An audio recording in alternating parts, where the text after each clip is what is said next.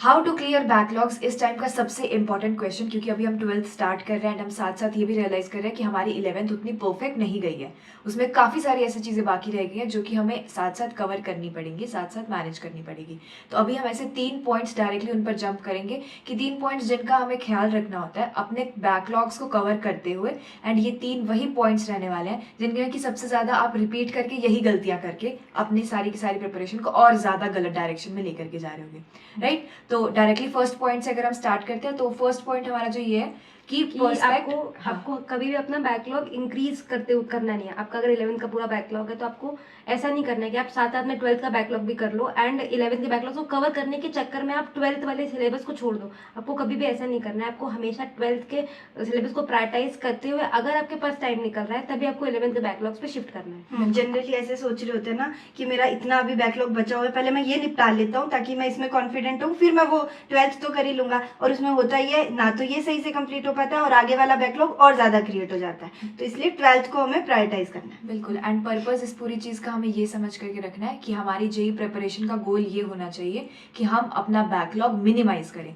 किसी भी पॉइंट पर अगर ऐसा लग रहा है ना कि पिछली चीज़ों का बैकलॉग कवर करते हुए अब वाला बैकलॉग बन रहा है, छोड़ दो सारी पिछली चीज़ें एंड अभी वाले करंट वाली चीज़ों पर फोकस करो, राइट। एंड हमारा दूसरा पॉइंट क्या होगा कि अभी अगर आप डिवाइड करके हम डिस्कस करते हैं कि अगर आप ऑनलाइन कोचिंग में हो या ऑफलाइन कोचिंग में हो, तो देखो जो ऑफलाइन वाले होंगे उनके पास थोड़े टाइम के कंस्ट्रेंट्स रहते हैं क्योंकि आप ट्रैवल भी कर रहे होते हो एंड आपको अपने खाने वगैरह की चीज़ें भी देखनी होती है। बल्कि ऑनलाइन के पास ये प्रिविलेज होता है कि उनका टाइम सेव हो रहा होता है। तो दोनों लोगों को स्ट्रेटेजिकली चलना होगा क्योंकि जिनके पास टाइम ज़्यादा है वो जनरली वेस्ट कर रहे होते हैं एंड जिनके पास नहीं है उनको समझ नहीं आता है कि चीज़ें मैनेज कैसे करनी है। हाँ, और इसमें सिर्फ टाइम का ही नहीं होता है कंस्ट्रेंट, इसमें आपकी एनर्जी भी ज़्यादा जा रही होती है। आप ट्रैवल कर रहे होते हो, आप ज्यादातर आपका जो फूड इनटेक होता है वो कम अच्छा होता है एज कम्पेयर टू अगर आप घर पे बैठ के पढ़ाई कर रहे होते हो। तो आपके पेरेंट्स आपको बहुत अच्छे से प्रॉपरली फीड कर रहे होते हैं कि क्या क्या खाना है, प्रॉपरली न्यूट्रिशन वाइज भी ये सारी चीजें हो रही होती है। तो आपको इसमें देखना है कि आपके पास टाइम कंस्ट्रेंट है, आपके पास एनर्जी कंस्ट्रेंट है। तो अगर हम ऑफलाइन के लिए बात करें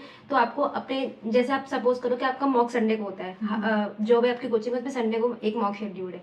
आप उसके बाद 11th वाले टॉपिक्स पे जा सकते हो क्योंकि आपने 3 घंटे का एक मॉक दे दिया, आपकी कंप्लीट स्ट्रैटेजी प्रॉपरली हो गई। अब इसमें आपको ये करना है कि आप उस मॉक एनालिसिस करोगे एंड देन उसके बाद उसमें जाके आप 1-2 घंटे आप 11th को दे सकते हो। तो आपकी ओवरऑल स्टडी भी होगी 12th की एंड आपने 12th का बैकलॉग भी नहीं बनने दिया एंड आपने 11th को भी थोड़ा बहुत स्ट्रेंथन कर लिया। और इसमें ऑनलाइन की बात करते हैं तो आपके पास जनरली ऐसा होता है कि क्लासेस के बाद आपके पास टाइम होता है सेल्फ स्टडी का। उसमें आप प्रायोरिटी तो 12th को ही दोगे, रिवीजन करनी है, सॉल्विंग करनी है, मॉड्यूल्स करना है, उन सब चीज़ों को। बट उसके बाद आपको दिखेगा कि आपके पास टाइम एक्स्ट्रा बच रहा होगा, तो उस टाइम को चाहे वो 2 घंटे है चाहे वो 1 ही घंटा क्यों नहीं है, आपको उसको प्रायोरिटाइज करके अपने 11th को देना है। एंड इसमें ये चीज़ रखिए कि एकदम प्लान्ड तरीके से चलिएगा। अपने वीक बाय वीक की थोड़ी सी डेडलाइंस के साथ चलिएगा, क्योंकि जब भी हम बिना डेडलाइन के काम होते हैं तो काम ही नहीं पूरा होता है। हमेशा डेडलाइन रखो, हमेशा ये भी फ्लेक्सिबिलिटी रखनी कि मेरी शायद डेडलाइन में चीज़ें नहीं पूरी होंगी बट स्टिल हमें डेडलाइन के लिए खुद को पुश करना है। एंड मैक्सिमम 1 वीक में, क्योंकि अगर हम बात करें तो 12th में आपके फिजिक्स केमिस्ट्री मैथ में हर वीक में 3 चैप्टर्स जैसे साइमल्टेनियसली चल रहे होंगे कि एक फिजिक्स का, एक केमिस्ट्री का और एक मैथ का, राइट। तो इसमें ये नहीं करना है कि 12th का एक चल रहा है एंड इधर से हम 11th का भी एक पैरेलल चला लेते हैं तो 12th वाला आगे बढ़ता रहेगा एंड इधर से हम 11th वाला खुद से आगे बढ़ाते रहेंगे। नहीं, ऐसा नहीं होता है, पॉसिबल नहीं हो पाता है कंसिडरिंग कि जिस तरीके से सिलेबस पूरा डिजाइंड है एंड जिस तरीके से हमारे पास टाइम और एनर्जी के कंस्ट्रेंट्स होते हैं एंड कंसिडरिंग कि हमारा माइंडसेट अभी उस तरीके से रेडी नहीं हुआ होता है, राइट।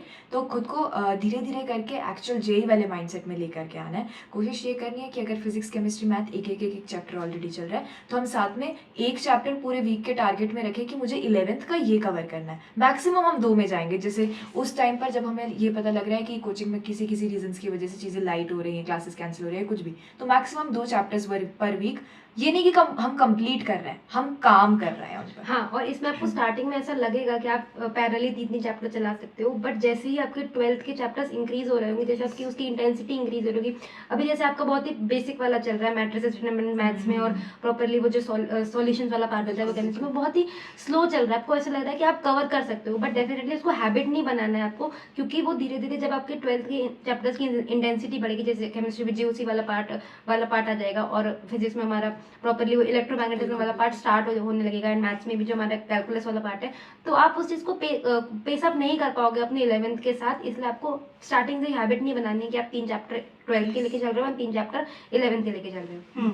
बहुत ऐसे क्वांटिटी वाइज डिफाइन करके चलना है, डेडलाइन सेट है तो बहुत बार ऐसा होगा ना कि आपको वो लालच वाली फीलिंग आएगी कि मैं ये भी कर लेता हूँ, 11th का ये भी कर लेता है, ये तो इजी चैप्टर था। नहीं, जो डिसाइड किया उसी का करना है। उसके बाद आपका बैकलॉग है तो आपको पहले तो ये पता होना चाहिए कि वो मेरा चैप्टर सॉल्विंग ही सिर्फ बची थी या मुझे थ्योरी भी करनी है, सॉल्विंग भी करनी है। उसके हिसाब से आप वीक में चीज़ें प्रायोरिटाइज करके उन पर काम कर रहे होगे। एंड इसके लिए इंपॉर्टेंट ये है कि जो भी 11th का सिलेबस है, जिस भी लेवल पर तैयारी हुई है, क्योंकि हम लास्ट में आकर के पूरी 11th को देखते हैं तो हमारे लास्ट वाले इमोशंस बहुत डोमिनेंट होते हैं कि तैयारी नहीं हुई है, 11th वेस्ट हो गई है, ये सारी चीज़ें, राइट। बट ऐसा होता नहीं है। बहुत समझदारी के साथ बैठो, 11th की सिलेबस पकड़ो एंड उसमें देखो कि कौन सा लेवल किस चैप्टर का कॉन्फिडेंस तुम्हें फील करवाता है। एंड फिर उसके बाद जो तुम्हें पता लग रहा है ना कि बैकलॉग है, उसमें एक तो हमें वो चैप्टर सबसे पहले उठाने जो कि हमारे 12th में हेल्प करने वाले हैं, जैसे क्वाड्रेटिक जैसे अगर चैप्टर्स छूटे हुए हैं या ऐसे चैप्टर्स जो कि सॉल्विंग में हमारी हेल्प कर रहे होते हैं, तो उनको हमें प्रायोरिटी पर करना है। एंड हम भी प्लान कर रहे हैं डेफिनेटली कि वो सारे चैप्टर्स फिजिक्स, केमिस्ट्री, मैथ के आपको अलग अलग करके दे दें, सो दैट कि आप जिस भी तरीके से आप वीक बाय वीक डेडलाइंस खुद के लिए सेट करो, आप ऑर्गेनाइज तरीके से उनको प्रायोरिटी पर कर लो। ठीक है, तो जो भी हमने 3 पॉइंट्स डिस्कस करे उसमें मेन जो माइंडसेट वाला बात आ रही है वो यही आ रही है कि हमें बैकलॉग्स को कम करने पर ही फोकस करना है। किसी भी पॉइंट पर बैकलॉग अगर इंक्रीज होता हुआ दिखे, इंक्रीज हो तभी होगा जब आप 12th पर ध्यान नहीं दोगे, तो अभी वाली चीज़ें बैकलॉग बनती जाएंगी, राइट।